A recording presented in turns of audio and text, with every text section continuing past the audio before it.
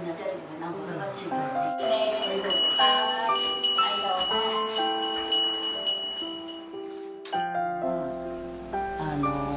農作業が全部終わって庭じまいっていうんだけどさ、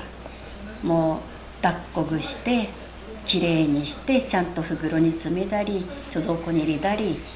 そういうふうにして終わって、ああよかったなっていう時にみんなで庭じまいって、昔はね機械化じゃなかったからよその家に手伝いに行ったり手伝ってもらったりしてお互いにやって仲良くしたでしょ。だからあやよかった、これでまあ今年は一安心だなっていう時に庭じまいってやるの。その時にへっちょこ団子を作って食べる習慣があるのさ。っていうことはこの辺ではね、頑張ったとかさ、苦労したっていうのへっちょはいだっていうの聞いたことないでしょ。ないね、はいはい、でへっちょはいだ、へっちょはがせだっていうのがほらお互いに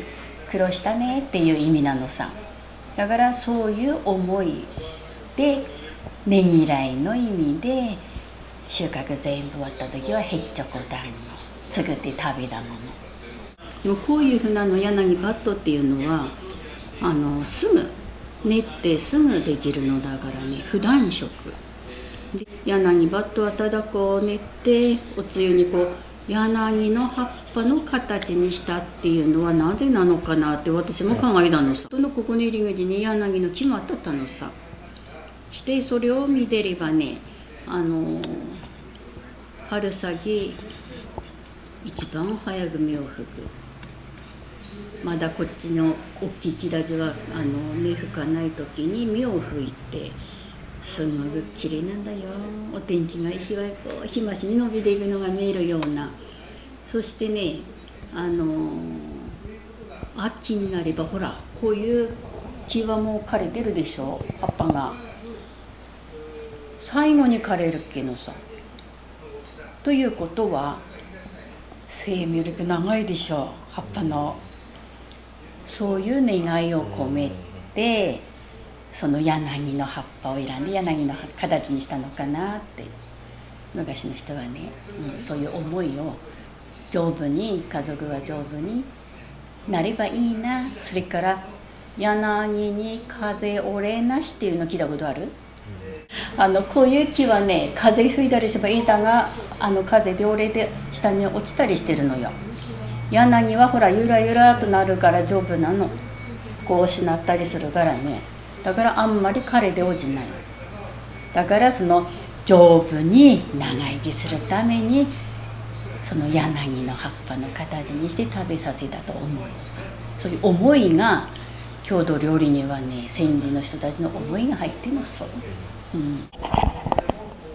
だんだんと私が年がいって機械が古くなってくるべし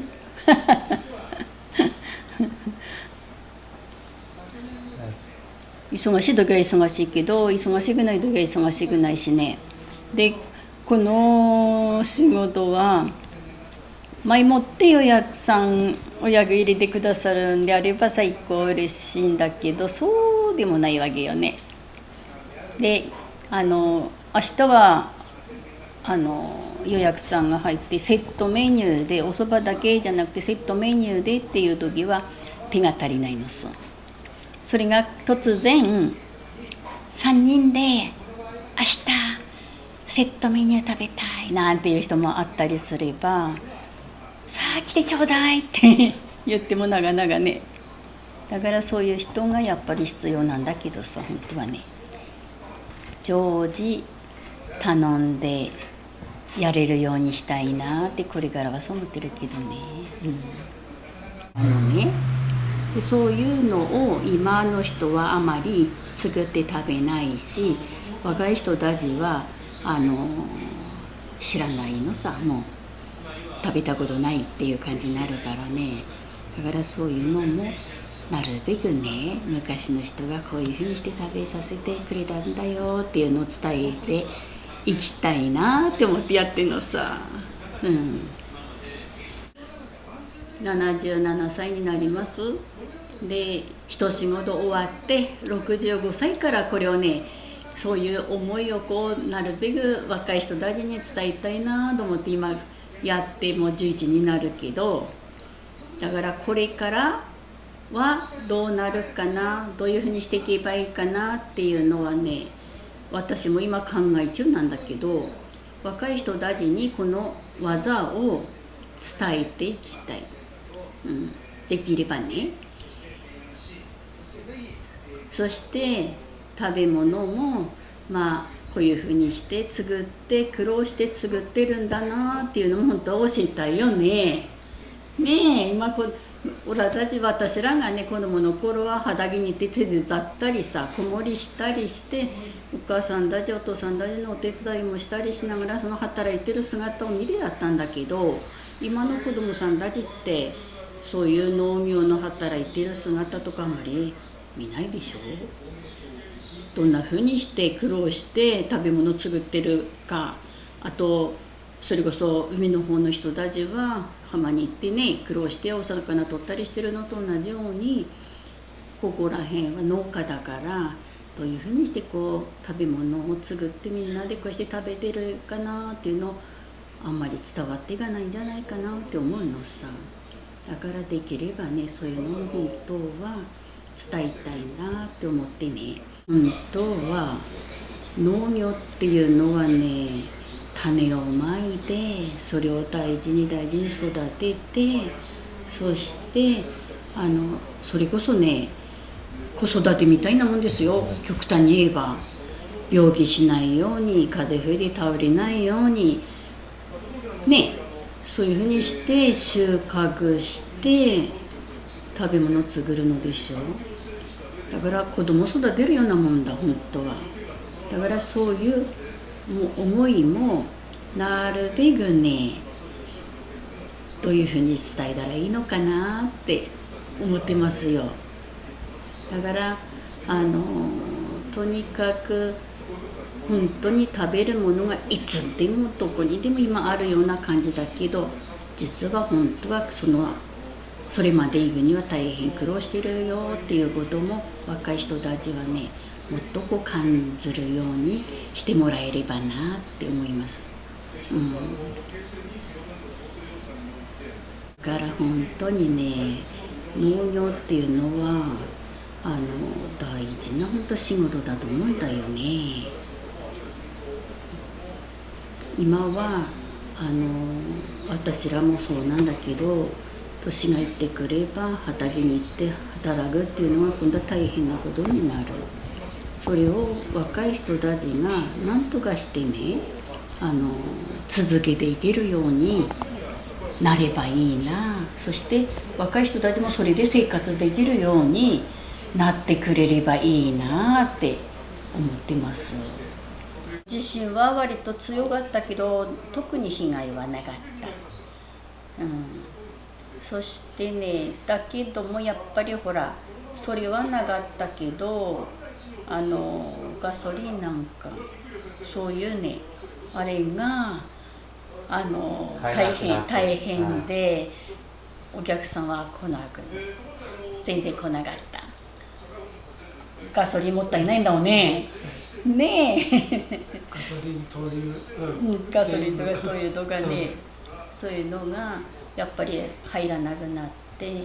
でスタンドにはずらっと並んだのよ、この辺でも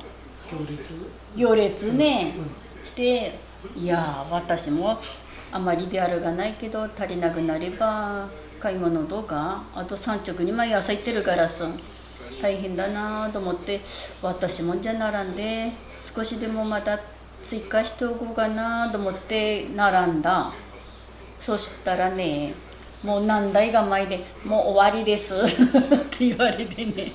詰めれなかった。やっぱりね電気が来なかったでしょう。それからその灯油とかガソリンとかそういうのも来なくあまりね手に入らなくなってるから、やっぱり私らが子供の頃はうちには電気が電灯がついてらったけど電灯がついてないうちもあったのさ。石油ランプとかね、そういう生活だったから、いや昔を私らは思い出したけど、若い人たちはそういう生活知らなかったでしょ。だからそういうこともあるんだなっていうのを子どもたちになるべくこう感じるさせたい。だからそれをね大事に使おうっていうそういう気持ちをね少しでも持つようになったかなって思いました。私らはそれこそ水道だってさ、今ならもう出しっぱなしで使ってるでしょ。当たり前のような感じでガッチンガッチンとやって組んで担いで台所に運んだんだよ。今の人そういうの知らないんだもんね。だから水のありがたさとかさ、その電気のありがたさとか知らないのよね。だからこれを機会にね、そういうのがこういうこともあるんだなっていうのをなるべくこうね、若い人たちも覚えてもらって大事に使うことをした方がいいなって思うし、なんぼかずつでもそういう気持ちにはなったのかなって、思います。この言葉で稼ぐに追いつく貧乏なしっていう言葉もあるの。一生懸命稼げばそんなに貧乏しなくていいんだよっていうことね。怠けないで稼ぐことっていうことの教え、だったと思うけど、